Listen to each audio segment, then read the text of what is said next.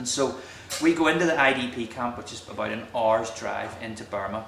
We hand over the bribe, and then that lets us pass through. And we go to the school where we're heading to. We go to this, it's about 45 minutes past the IDP camp. And then we meet the kids in the school, we meet church leaders that are there, and just deliver some aid, and we delivered Bibles and hymnals and that kind of, and it was amazing to see these kids, and we sang songs to them and they sang back to us, and it was great. And we spent about half an hour there, and then we was told we had to get out. And so we came back to the IDP camp again, just to say, you have to learn to respect and show respect to these people, even though you don't respect what they do. And we had to go past and say thank you to them, and we were about to drive back into Thailand. And then the guy said, the general of the DKBA, he said, can you get out of the car, and I want the rest of my platoon to meet you. So we went upstairs into his kind of wooden hut thing, and he radioed for his guys to come in. And these guys started arriving with rocket-propelled grenade launchers and M16 whatever rifles and all these kinds of things, and we were already petrified. And we're standing there, and we're all kind of shaking hands and being nice to each other. And then this guy arrives with a guitar, and he hands me a guitar.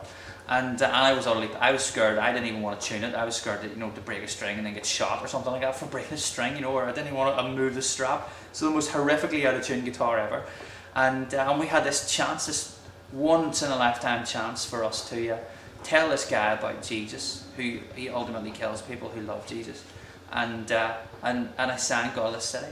But just before that happened, as I was standing there, and we were standing there, the two other guys in the band, Ernie and Shiny, the junta arrived back in, and these are the guys that weren't bribed. This is the SPDC, the guys that, if that they are brutal people, and they serve under that dictatorship of Tong Shui, the guy who heads up kind of the whole Burmese thing at the minute. They arrive back, and so they start having this argument outside this hut. They're kind of standing up. The general, our general, the guy that we had bribed. He's standing up in the hut, and the SPDC guys outside, and they start having this argument. And what the SPDC were saying, the junta were saying, was get these guys out, and they're not meant to be there, and we're going to kill them, And so it wasn't very hard to miss us, because there's a big 4x4 pickup outside, and then there's us all standing there, these four bright pasty white guys. It's like we're like stick out like a sore thumb. And so this argument kind of ensues, and then finally the guy moves on, and he takes his SPDC unit, and they go and sit in their hut a couple of 100 yards up a hill. And that got really tense there for a minute, and we didn't fully understand the weight of what happened. But nevertheless, after that, we got to sing them the song, and just got to share just a bit about who God was. And to be honest, I didn't hit them with the full 25-minute sermon, 3-point sermon about the gospel of grace and all this kind of stuff, because I was petrified, straight down the line petrified. And but I just told them that this is a song that I wrote the last time we were in Thailand, and it's a song of hope, and it's a song that says that God isn't finished with you yet, and that He has got plans and purposes for your life, and something infinitely greater than what you're living in at this minute in time. And we sang it, and the three of us. The bass player, he's got a great voice, but my guitarist can't sing a note. He's horrific. But he somehow supernaturally turned into this lovely boy soprano, and it was amazing. So the three of us are chortling this song out, and it was amazing. And we get into the car, and we're about to go, and then you never kind of really understand what's going on at those moments, or how God can work in that, and you just do your thing. But he said, the guy, the DKBA general, who ultimately is the general of that Special Forces unit, as we found out later as well. He said, I want to come and show you my school, and my school of Korean kids who are ruled by the DKBA and who live under this oppression and tyranny.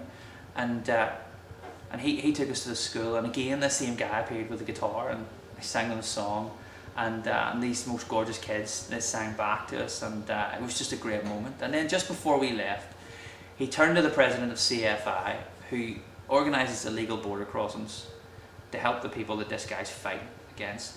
And he said to him, will you help us with looking after these kids and sowing into these kids' lives? And that's the beauty of the gospel. That's the beauty of the simple truth about who God is, and the fact that He loves every single person on this planet, that he is not angry with anyone anymore, that all the wrath and judgment and all that stuff has been paid out on Jesus. And yes, we'll be answerable for stuff later on down the line when he returns, but for now we live in this time where whatever we do is not imputed towards us, and that is the crazy truth about the gospel. And it's something that is really hard for people to understand, and it's something that Paul experienced in Romans whenever he preached that gospel, and it's something that was just left out in that moment, that God has a life that, as Colossians says, that's hidden with Christ in God for that general who kills people.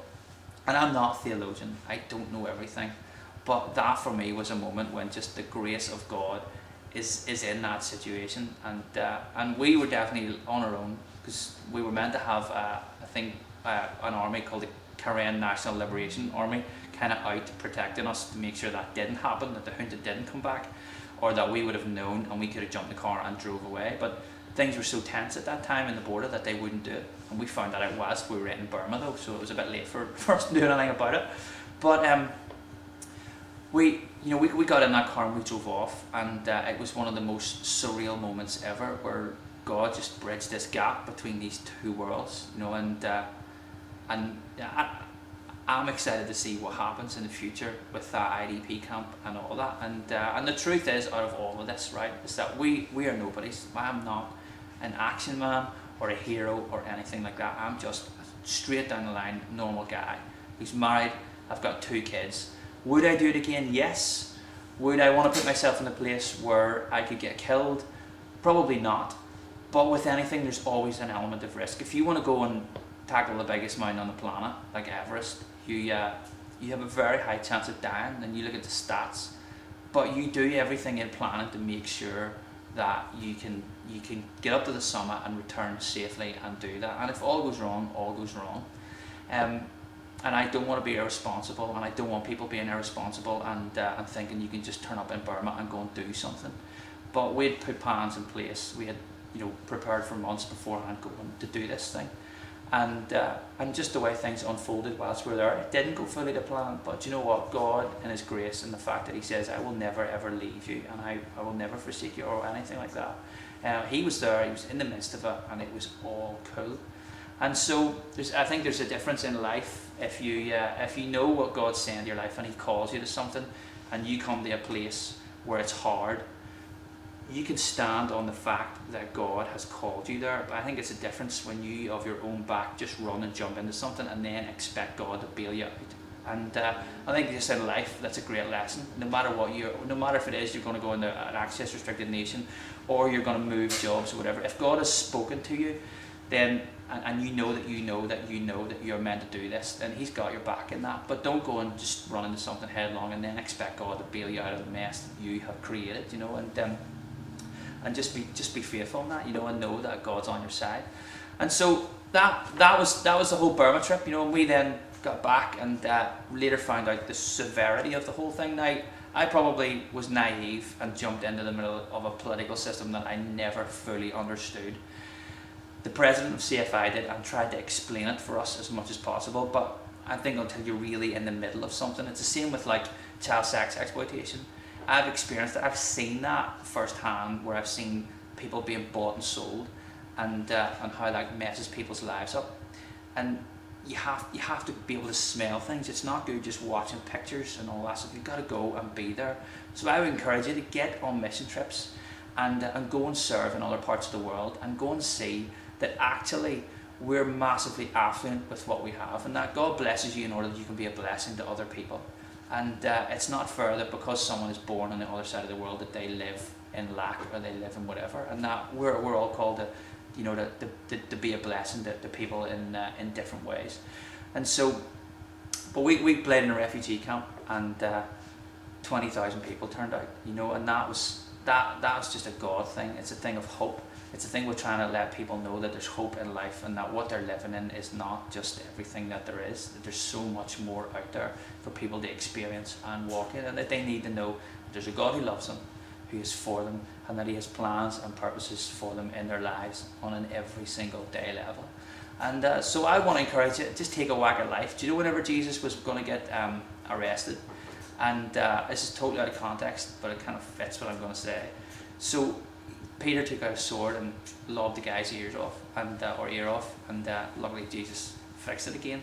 But Peter took a whack at that guy, and take a whack at life, take a whack at just knowing who you are in Jesus, and just go for it, and never back down, no matter how crazy things look, no matter if it's kids being killed or you're having the most horrific day at the office. Just stand on the word of God, no matter what it is, and go for it, and never back down. In the Quran state, okay, there's 13 million Quran people, all right, and that's obviously an estimate of 13 million, and at present they don't actually control any territory within that place. And what happens is these Quran people are they live in the jungle, they live, they hide, and they try and just stay alive. That's what they're doing. And at present there's a massive like military push from the Burmese to kill these people.